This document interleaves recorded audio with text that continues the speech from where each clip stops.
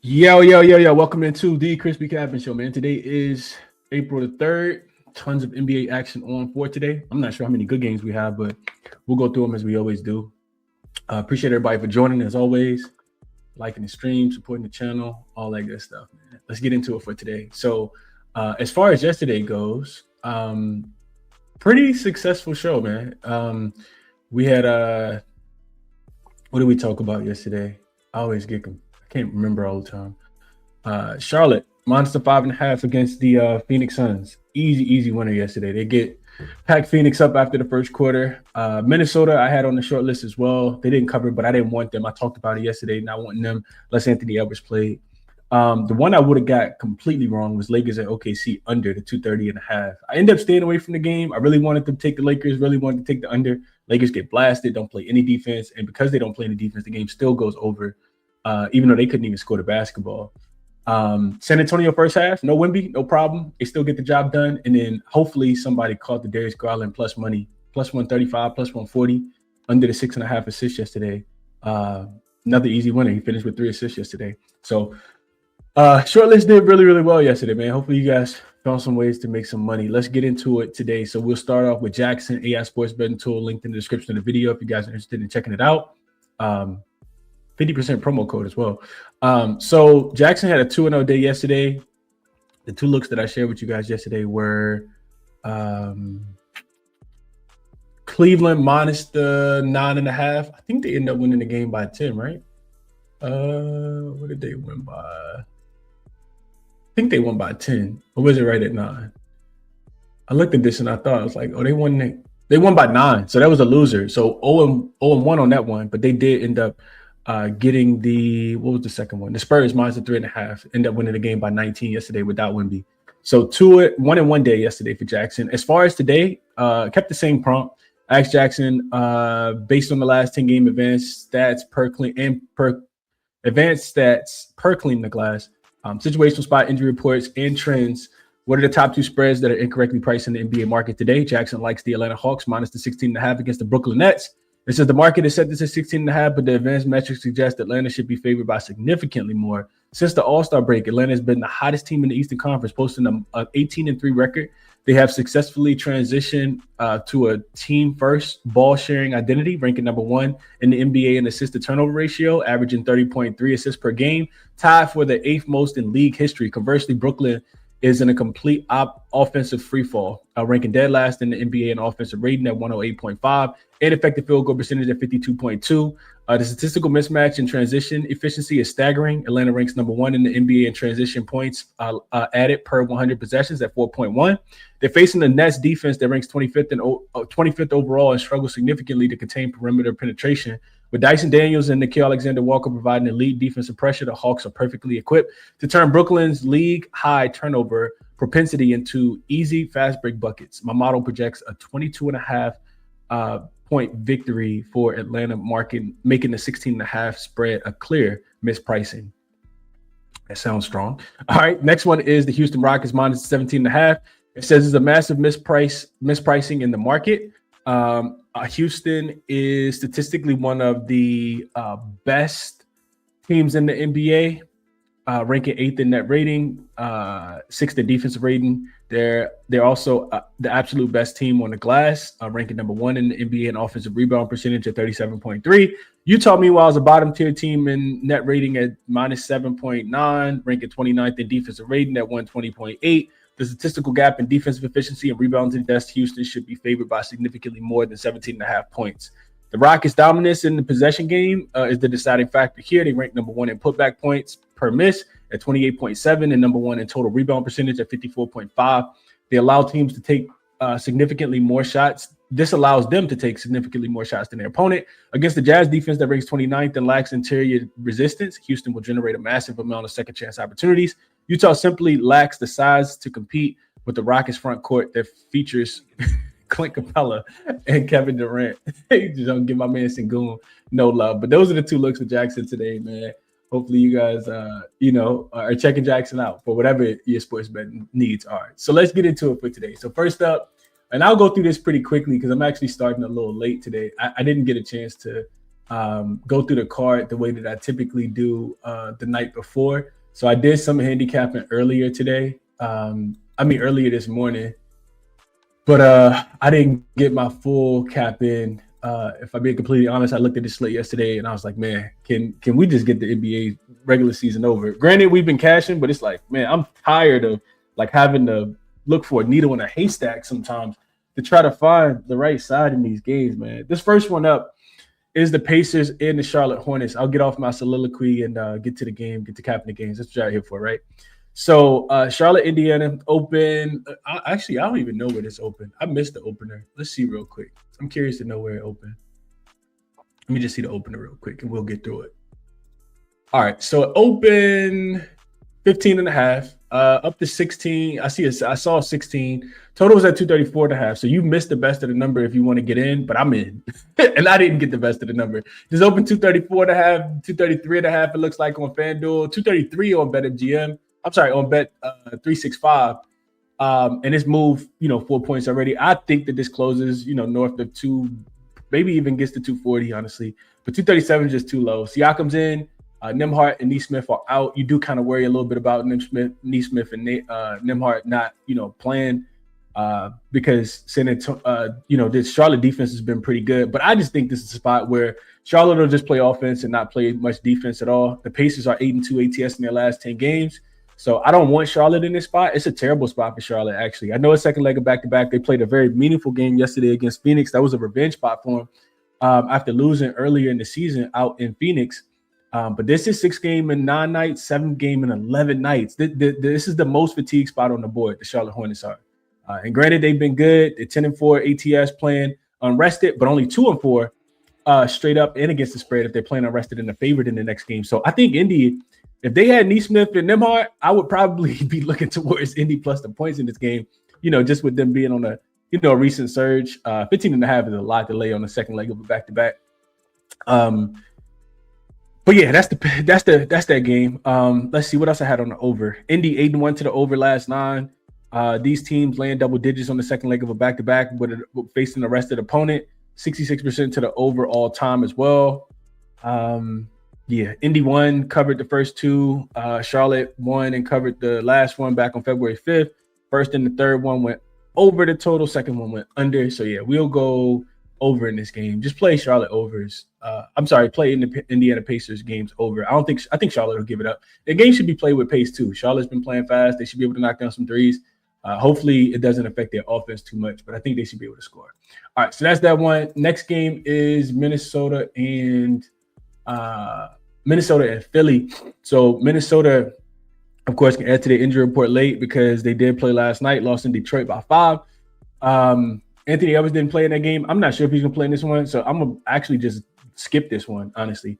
Embiid's also listed as doubtful. Like, something tells me he could potentially get upgraded to questionable or, probable in this game, and he may play. So I think this is one that I want to, especially with the injury report. I don't want to, yes, I looked into it. Yes, I can give you guys the numbers and all that good stuff, but I think I won't pay too much attention to this game.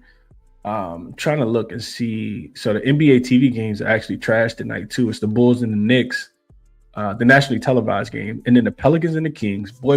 This is the NBA we're subjected to watching right now.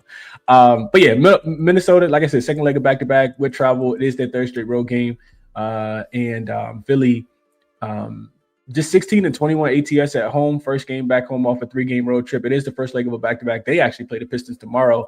And then Philly did win 135-108 as a 9.5-point dog back on February the 22nd. That game went over to 239.5. Minnesota, not playing too much defense right now, and playing pretty fast. So maybe a Philly team total over in this spot, but see what happens with Embiid, see what happens with Anthony Edwards. I did read something that said Ant can't miss any more games if he wants to be eligible for, the All-Star, the MVP and the NBA, team, the NBA teams, which I think that he's definitely going to make an NBA team, but he has to play, I think it's 5 or 6 more games. So we'll see. I don't really have a strong feel in the game based on the injury report. So that's that one. The next one is Atlanta and Brooklyn. This is a pretty simple one. So I use Moneyballer on this one just to kind of validate my own thought process on this game. So we start with the injury report. Noah Clowney and Claxton are both listed as probable here. And then Atlanta has Jock Landale listed as out. I think he's going to miss like the next 2 weeks. And there's no – it doesn't matter who Brooklyn playing, honestly. So Nets have double-digit in-season revenge. They're well-rested, 2 days of rest, yada, yada, yada. Atlanta should be able to come in here and clean up the Brooklyn Nets. Kind of like Jackson said, they've been good on the road. ATS 22-16 against the number, 7-3 in their last 10 games, 3 straight wins, all by 10 points or more. They do got the Knicks on Monday. So hard to call it a look-ahead game because they get the weekend off. But yeah, it's Atlanta or nothing, man. Even at home, I think Brooklyn is a fade. Is this their third straight home game? They just can't score the basketball. 4 straight unders, 8-2 to the under in their last 10. 8-2 to the under in their last 10 team totals as well. Atlanta's won all 3 matchups this season. Brooklyn did cover the first one and the last one, though. The last game back on March the 12th in Atlanta was laying 15.5. They won their game by just 9. The game stayed under the 226.5, and all 3 games have actually stayed under the number as well. I think Atlanta team, not Atlanta, but Brooklyn team total under in this spot is in play. I worry about the full game under because I know like Atlanta wants to play fast. They want to get out and run. If they get the knocking down shots, they could potentially get to their team total, which is super high in this game for a Brooklyn game because they don't necessarily need to score the basketball. So Brooklyn team total under 104.5. They've really, really been struggling to get to, just to 100 points in general. And Atlanta's been playing pretty good defense recently. So Nets got to 86 against the Hornets. They did get to 116. That was against the Kings, though. 99 against the Lakers, 106 against the Warriors. Terrible defense. 99 to the Blazers, 92 to the Knicks, 92 to the Thunder, 95 to the Trailblazers, 97 to the 76ers. So, yeah, their last 10 games only averaging home games only averaging 205 points. And last 10 games overall averaging 213. That's their points and the other team combined. So, full game under, Brooklyn team total under would be the ways that I would play this game. All right, next one up is, let me just get back here. Next one up is Chicago and New York. So this is another tough one because Anthony Simons is listed as out. That don't make it tough, but Josh Giddey is listed as questionable, which you really need to know, in my opinion, if Giddey is going to be available in this game. It makes it really hard to handicap, man. I get tired of going back and forth with the injury report, not knowing until 15 minutes before tip, and then I'm not near my phone, so I can't access the injury. Like I don't get the alert instantly. So I feel like I'm getting the worst of the line. Like, y'all not here to hear me rant, but that's just, I feel like how it's been recently.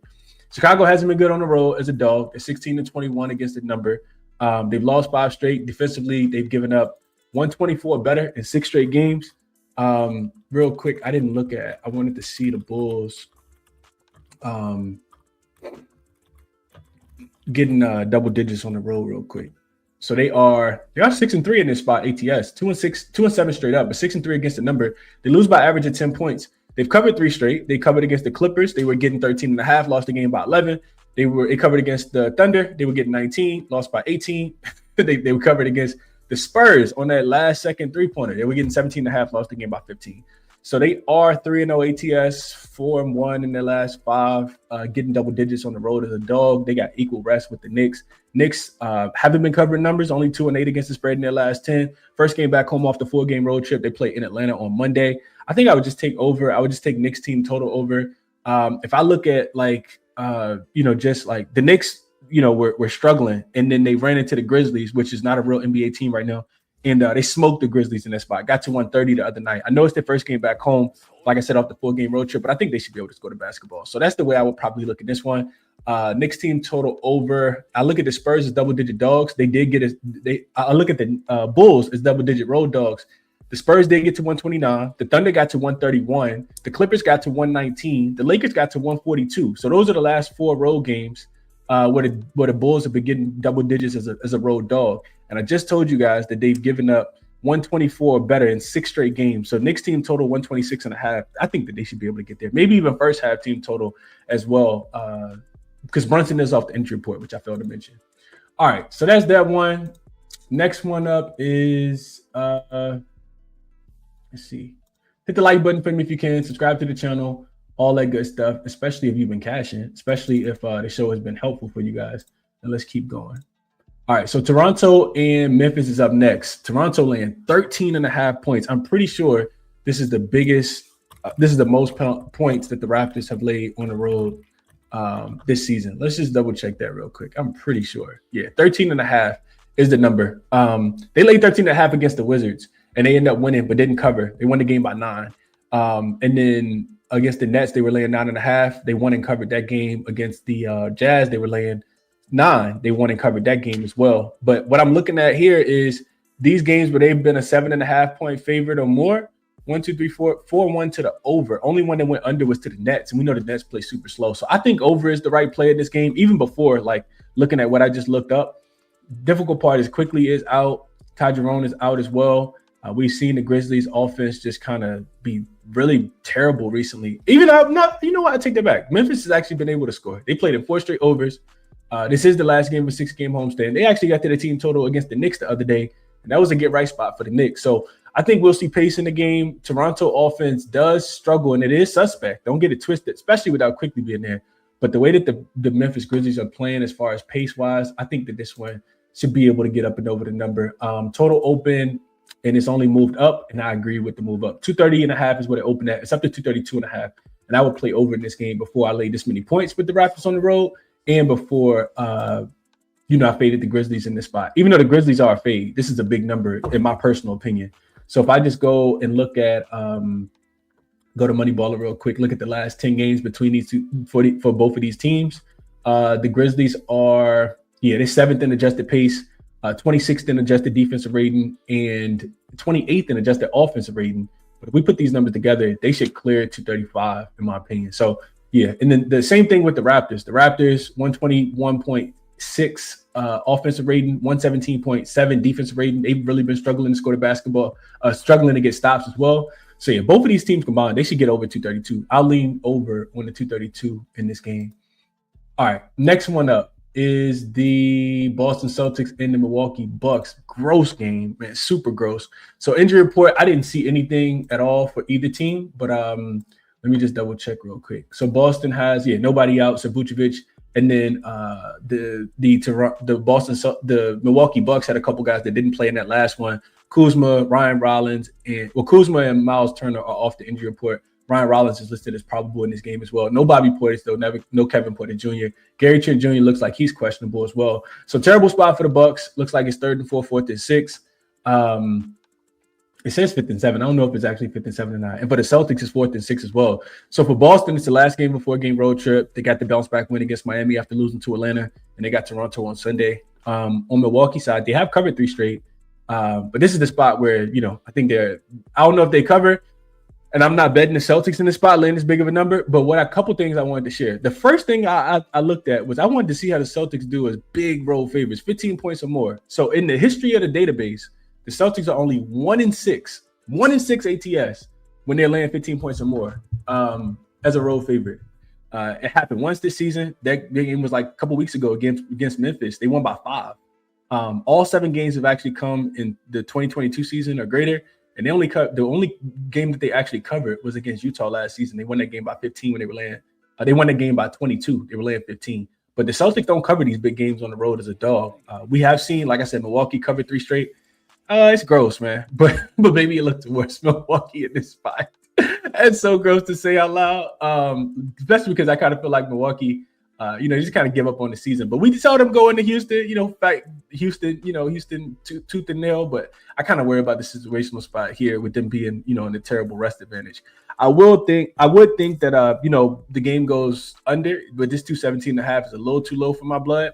I will say this. The last 7 head-to-head meetings have actually stayed under the number. Boston has held Milwaukee to 79 points and 81 points in the last 2 meetings. 101 the first time that they played this season as well. So Milwaukee has not been able to score against Boston. I think we could potentially see that repeat as well, because I don't think Milwaukee's going to look to run in this game. We know Boston don't really like to run either. So Boston hit all those threes in the last game. It would make sense that their offense kind of came back down to earth a little bit in this spot, even though the Bucks defense hasn't been great. So next one up is Orlando and Dallas. And I'll skip these last 2 games. Najee Marshall's off the report. Daniel Gafford's in. PJ is doubtful. Orlando has not been great recently. Only 2-8 straight up in their last 10 games. Got the doors blown off of them by Atlanta in that last game after beating who did they beat the night before? Beat Phoenix the night before. So just 2-8 straight up in their last 10, 7-3 to the over. Defensively, they have been really, really bad. Dallas is not good at home, 17-20-1 ATS at home, only 3-6-1 against the spread in their last 10.